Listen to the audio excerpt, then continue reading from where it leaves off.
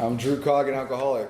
That's very different from the story that Blake told me in private earlier, so I'm sure y'all appreciate the G-rated version there. My sobriety date is March 20th, 2016. I do have a home group. It's now this group, which is fantastic. Recently moved here from Georgia. And like Blake said, that's kind of been a constant of my sobriety is having a home group, having a sponsor, trying to maintain some sort of constant contact with that sponsor, and trying to be of service because that's what was shown to me, and I saw that work for others, and so far it's working for this guy, for this alcoholic. So grew up in Jacksonville, Florida. And had everything, any kind of the ideal childhood. I had it. Loving father, mother. Dad was he's a fighter pilot in the Air Force. Mom stayed at home and took us to everything that we ever wanted: guitar lesson, sports practice. So there wasn't that oh, he's the son of that alcoholic, or he comes from a real broken family. I had everything. I had a great experience growing up, and lots of love in that household. But I did know one thing, and that was that I hated alcoholics. And even from a very young age, I heard stories of my grandfather, my father's father. He would beat my grandmother in a drunken stupor, and she worked as a nurse, and she would be admitted to the hospital where she worked at, and they put her in the back room, so battered and bloodied, and just try to keep her away from her fellow coworkers. He would run cars into lakes in the middle of the night multiple times, and the cops would call my father to come pick him up, and just crazy stories like that. And for a kid, it's just like, why did you create this havoc for my father, who's a great man, my grandmother, a great woman, and I genuinely hated the man growing up. And the beauty of this program is that later on, the same steps that actually ended up working for him later in life have worked for me. My father took him to his first meeting in the 70s, and spent the last 15 years of his life sober. But nobody heard those stories. We just heard the awful carnage from the past. So I knew even early on that things were.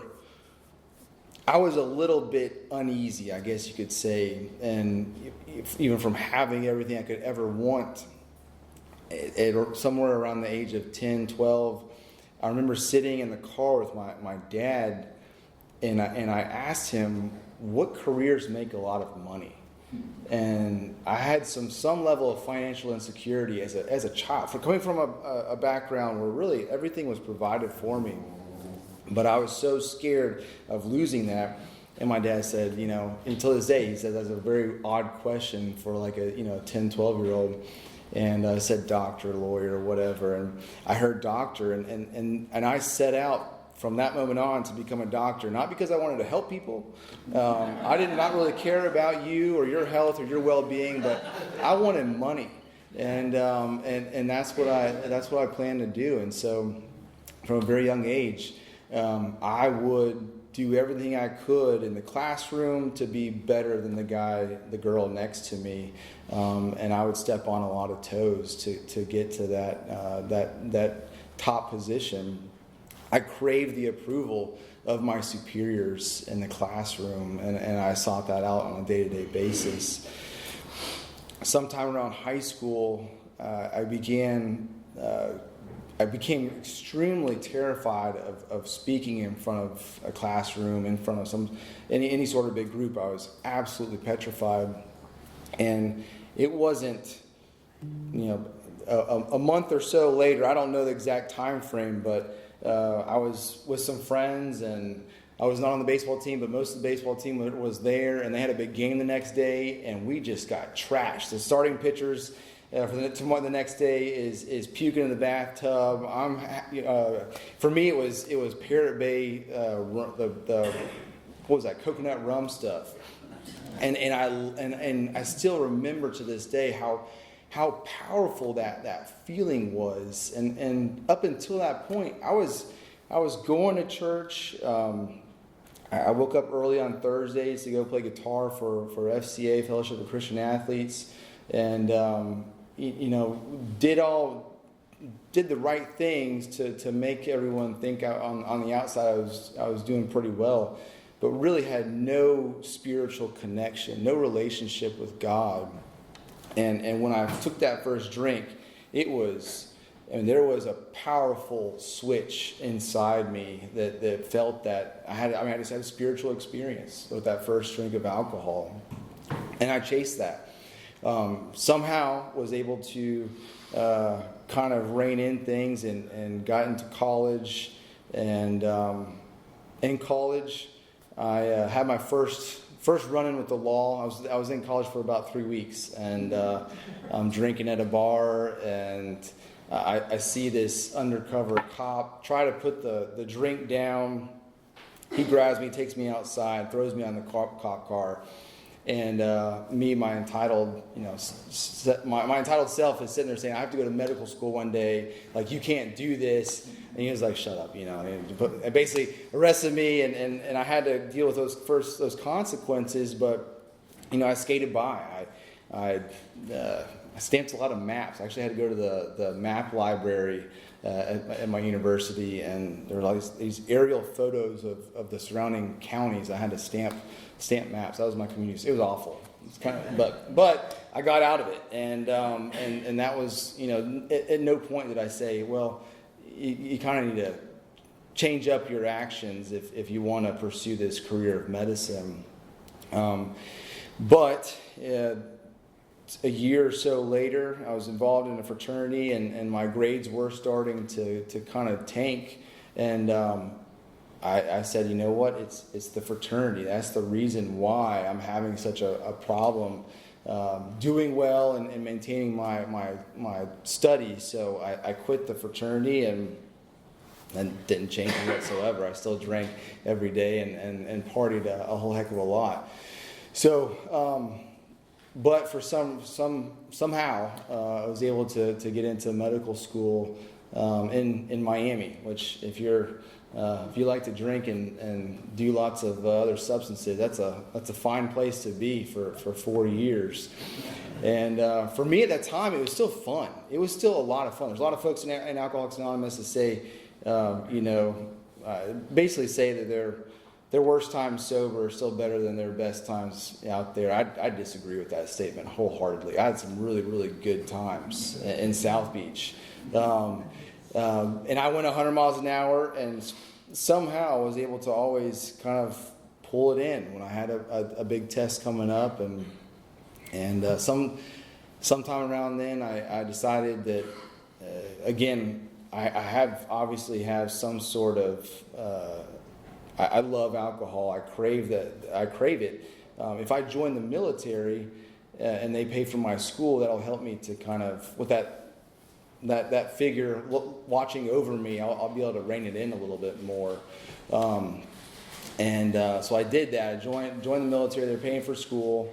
And from there, I get placed. I get my dream job. I'm an ophthalmology resident in the D.C. area, and again, all these kind of crazy events. I barely get in, make it to the next level. And in D.C., I go from partying and drinking a whole heck of a lot in Miami. Now I'm in D.C. and there's that party culture is gone, but my body is still going 100 miles an hour. I'm seeking out those that party and drink like I do, and that group is those folks are gone. I go show up to work, and then these people, they go back home to their families. They go home and study, and it's just there's a big disconnect for me that I can't do that. I need to go to the bar. I need to go drink after work. I don't understand how you can go home and actually be a devoted husband, father, just a student of medicine. And things got worse. It always, the pattern here is that things just get worse and worse, and trouble just becomes more and more just piles up in front of me. And I had a random day off during my first year in DC, and I decided I was going to go to a local place to go skiing. And I'm on my way, but by myself. I'm on my way to go skiing, and I see, it's like, I can still remember, there's a liquor store, and I didn't think twice about it. I just veered off the road, went inside that liquor store, and got some peppermint schnapps. That's what it was almost like a surreal experience, out of body experience, to go grab that peppermint schnapps, fill up a flask, and then hit the slopes by myself. And I'm on the slopes, and the next thing you know, I wake up in a bathroom with cops shining lights in my face, and it's not a good look at that point. And it's like a Wednesday night, and I'm locked to a bench at the Gettysburg Police Department, and they're calling my company commander to come pick me up. And also not what your company commander wants to do on a weeknight. And he's got to bring his buddy to come pick me up to get my car. And then I'm driving home with him. And he said on the car on the way home, he's like, what are you doing? Like, why? You got to work tomorrow? You're up here by yourself getting plastered? And I lied. I said I had some friends that were here a little bit ago. They left, and that's why I'm all alone. And I don't, who knows what happened, but that's why I'm drunk and alone up here. And I remember sitting in that car, kind of coming to and thinking, what is going on? Like, why do I do this? Why am I by myself drinking to the point where I get picked up by cops? I've got my dream job right now. Like, I'm training to become an ophthalmologist, and yet I have the need, the strong desire to drink like I do every single day. And these consequences that are adding up, just don't really mean that much, I guess. And so the Army sticks me in a program. Basically, your first time offender, you have to do like a 6-week, show up every morning to the addiction treatment services folks, or whatever they call it. This is in DC. Do a breathalyzer, pee in this cup, whatever. And if you do it for 6 weeks, you don't get caught. You're kind of back out there you're a free man, free soldier once again. And somehow was able to escape by. And because I kind of pulled it in for a few, I did not say sober, but I pulled it in for a few weeks. I was like, you know what, I'm probably okay. I probably don't have a problem. But as an alcoholic, I went right back to drinking heavily. And from there, things just got worse and worse and worse. My big problem was that I loved doing everything I get my hands on, and lots of things that would keep me up all night. So I kind of would go up and down with all my substances I'm taking. And so I had the tendency to wake up 9, 10 in the morning, and I was supposed to be at work at like 6 in the morning. So the discrepancy there and the times really put a bug in my plans. So I wake up at 10 o'clock, and one morning I always went to I never went to the same ER where I worked, obviously, but I go to a different ER, and I went in there and said, hey, I got hit by a car, and they said, well, all right, where did you get hit by a car? Well, right here. You just can't see the bruising yet, but I got hit right here, and they said, you are completely unscathed. We'll we'll X-ray you, but what's going on? And I lied, just lied to him, and they're completely, bewildered about what's going on. They released me, and I actually went to CVS and got like a brace and wore that brace, and then showed up to work and said, hey, you know what? I got hit by a car. Take pity on me.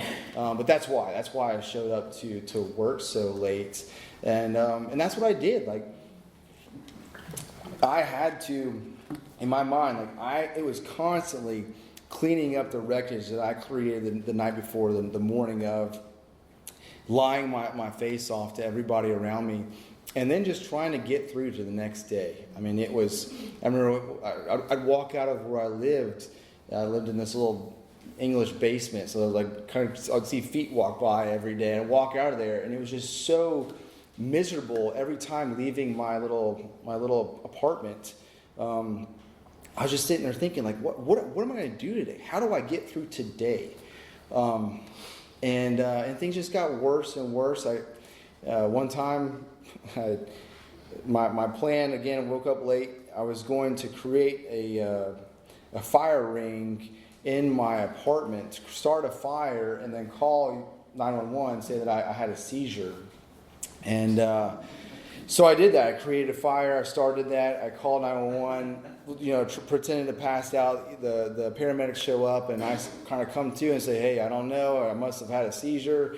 There's a fire, and they're just thinking, what in the world? I told them, I can't go to that ER. I can't go to that ER. I can go to that one, though. So take me to that one.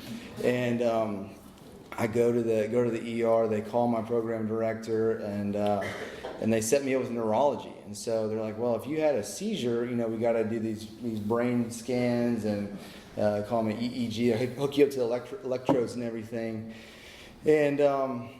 And so they did that. They said, well, we can't rule out the fact that you may have had a seizure. And I said, okay. I'm like, well, because of that, we're going to have to take your license. And I'm saying, well, maybe it wasn't a seizure, Maybe you're right, and we don't know what it is. And they said, well, we're going to have to take it. You can no longer drive. And so I'm from that point, for the next 6 months, I have to get my co-resident, one of my good buddies, to pick me up every morning. And so, hey man, how's it going? Get in the car, we're going to work, and he did that. And as since I had to make amends, like, you know what, man, all that was a hoax. I'm an alcoholic, and but there was a time and place for that. But yeah, picking me up every morning, and so.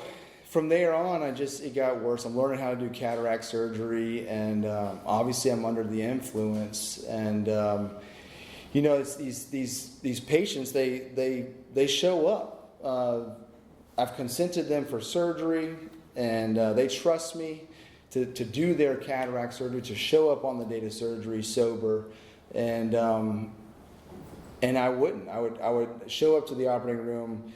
Be signing for the patient, covering my mouth, asking them how they slept the night before. I've been up all night, and I'm just a complete disaster. And the crazy thing is, like, I really did care about those patients. I really did. The problem is that as an alcoholic, I will always choose myself without a spiritual solution. And that's just the way it is. It doesn't matter how frothy the emotional appeal is. I will choose myself. And it's sad and it's crazy, and I thought I would never be able to share that in front of a group of people, but through the program I can talk about that today, and I've made amends for that. And today, I don't have to show up to the operating room drunk or under the influence, and that's all the testament to God in this program. But in the operating room, for eye surgery, we're working in a very small space, about 6 millimeters, and all of that is amplified on all these projected on all these TVs in the OR, and you can imagine someone who's not in their right mind there's lots of shaking, and it's a disaster. Just sweating profusely, and to the point where it's kind of like, okay, the evidence is really stacking up. And after that, it wasn't long that I decided that I can't go on. Like I cannot stay sober, and I really can't imagine my life without my alcohol. And there's no way. And so I had made a plan that I was going to take a bunch of over-the-counter sleeping pills. And one morning, woke up late, and I swallowed a bunch of pills.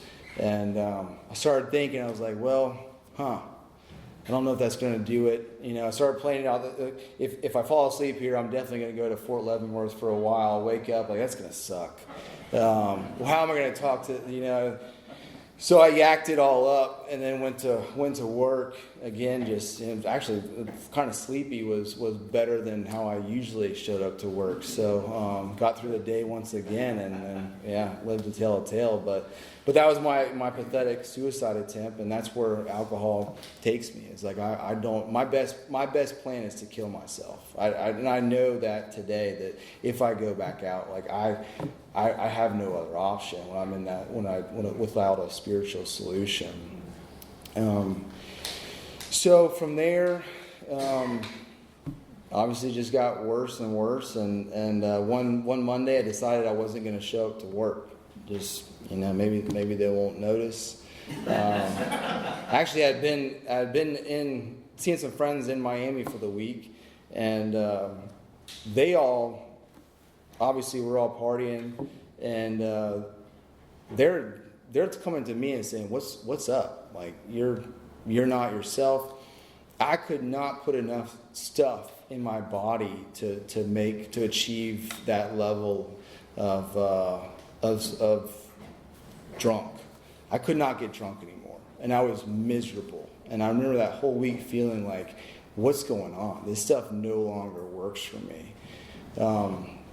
So on Monday, I was like, well, I'm not going to go to work. Like maybe I can show up Tuesday, and we'll see how it goes. But I showed up Tuesday, and I thought I got away with it. They came up to me and said, hey, we need you to go run an errand down to the lab and come back. So I went and got whatever results.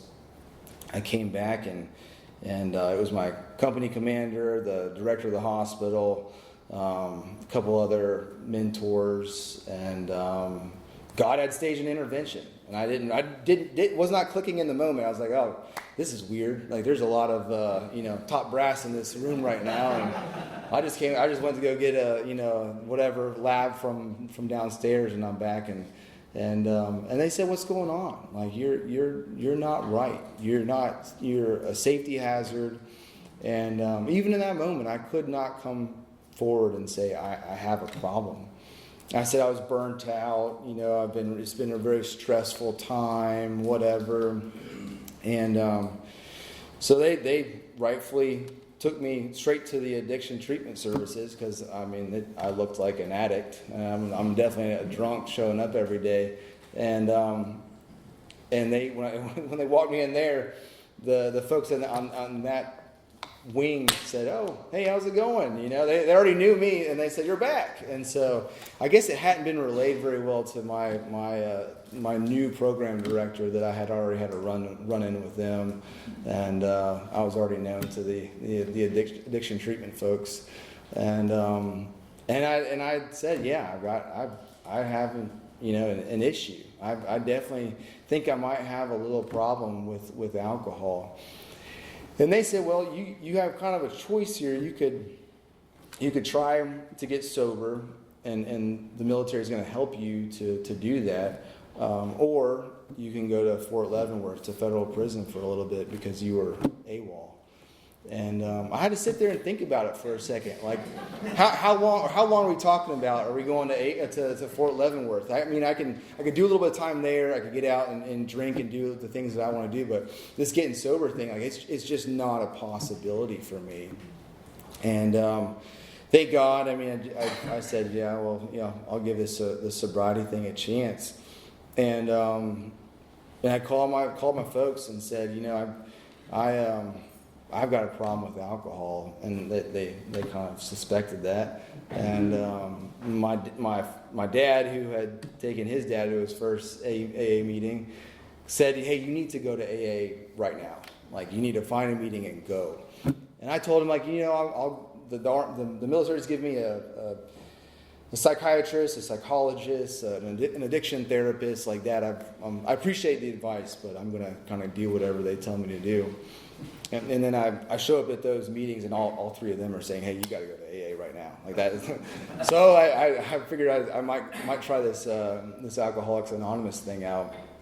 And before my first meeting, I had to scope it out the night before, make sure it was okay, the building and everything was going to be suitable for myself. And I saw a sign out front that said that Abraham Lincoln had actually worshipped at this church, is in Georgetown back in the mid-1800s, and I figured if it was good enough for Abe Lincoln, it's probably good enough for me. So I showed up at that meeting the next day, And those folks described their relationship with alcohol like I had. It didn't make sense, but it made complete sense to me that they had drank like I drank, that they had found a way to recover, and described a solution that like there's some steps, we can do those steps, and those steps connects us with our relationship with God. That's essentially what the whole point of it is. And I didn't know that at the beginning, but I heard these things, and I think the most impactful thing was that I saw these people smiling. And I saw joy in the room, and these people had recovered from the same thing, the seemingly hopeless state of mind and body that I had, but we're laughing and we're having a good time. In my mind, as far as alcoholics goes, it's my grandfather sitting in a circle, miserable, smoking cigarettes and just trying to, pass the time. And it wasn't the case whatsoever. So I bought a big book on Amazon, and I was determined I was going to go through this book by myself. And I showed up to the next meeting with that book, and a guy came up to me afterwards and said, "Hey, you're gonna need someone to help you go through that book." And I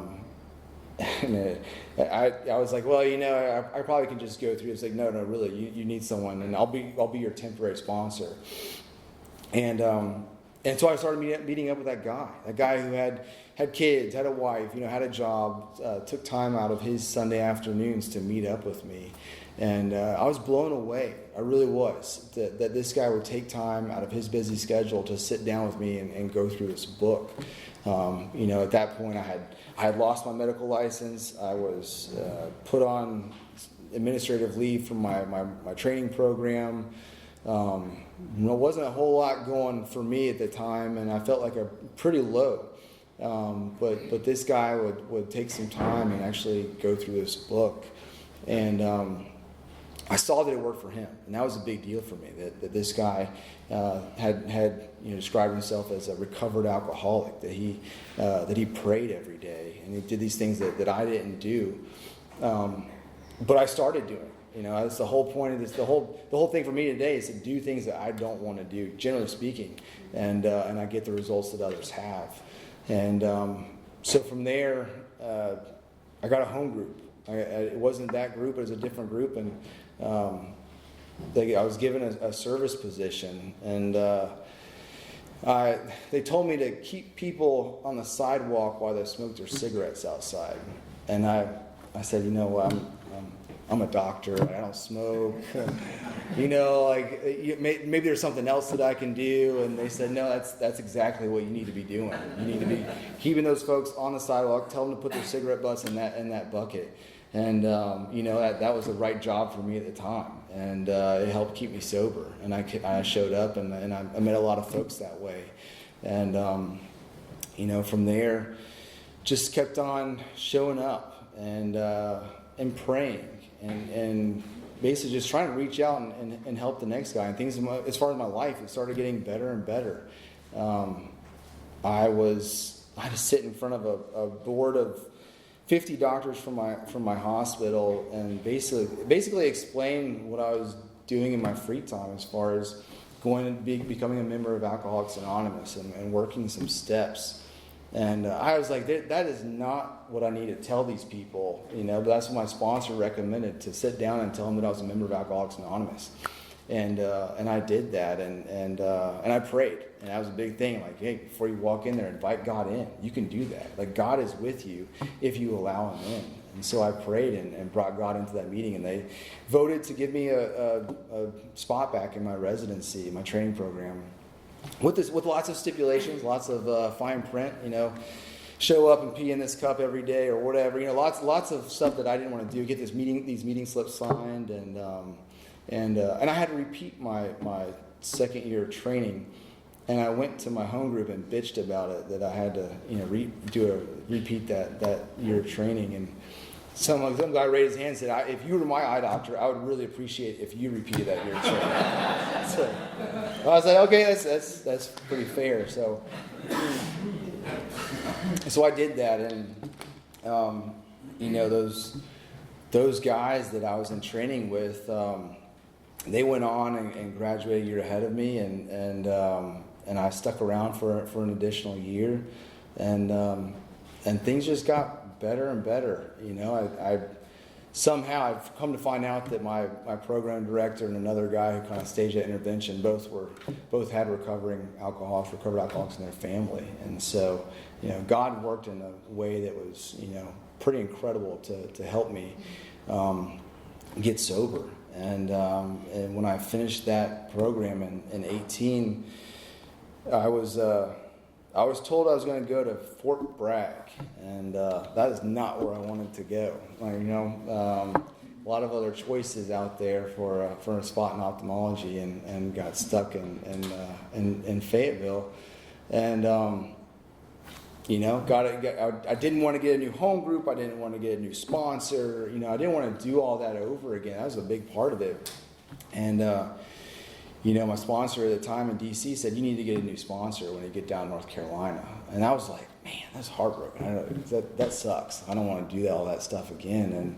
And it saved my life. I got down went to Raleigh in 18 and got a new sponsor. And you know, there was some stuff on my first fifth step that I left out. I just was not going to tell a soul, and that move probably saved my life, to get all that stuff out and to get truly honest with another man, and had a great time. You know, got a 4 years and at Fort Liberty, I guess it is now, and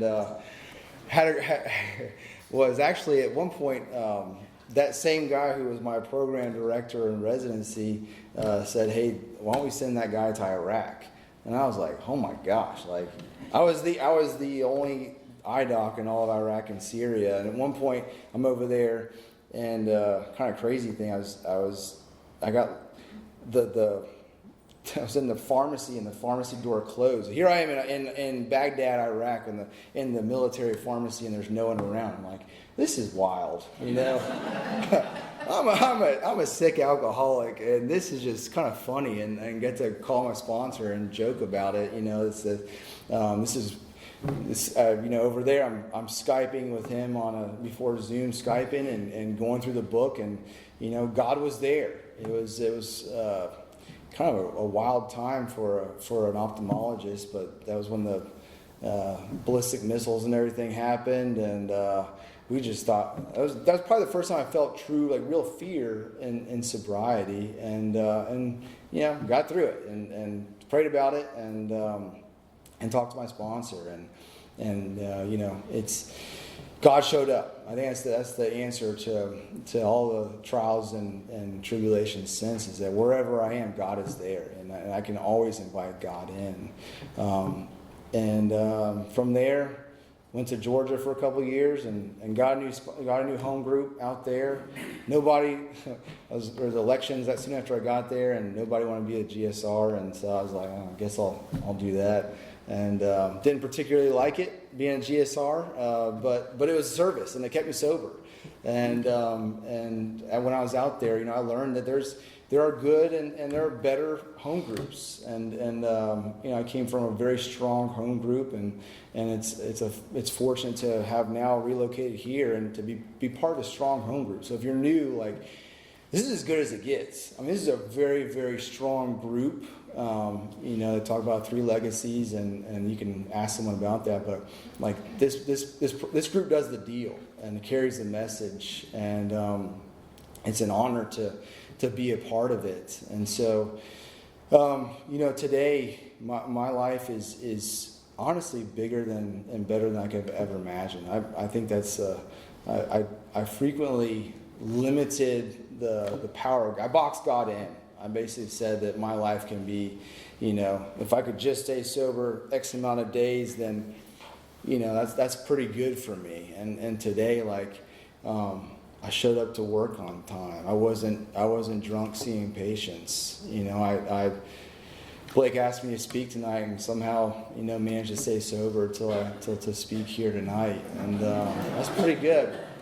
Wasn't even in a dream that he had last night. Maybe you know, who knows what maybe wasn't sober in that dream, but I get to show up here today. So, God's blessed me with a wife. I never thought that I could get married sober, or date sober, meet people sober. Like that was so unfathomable for me. When I first got sober, I was like, well, I know that if I drink, I'm going to die, but there's no way I can go about my life and meet folks and enjoy life sober. And there's no way I could go to a baseball game and enjoy that, sober. And it turns out like I can't. I love all sporting events sober now. I got married sober, and it's a wild ride.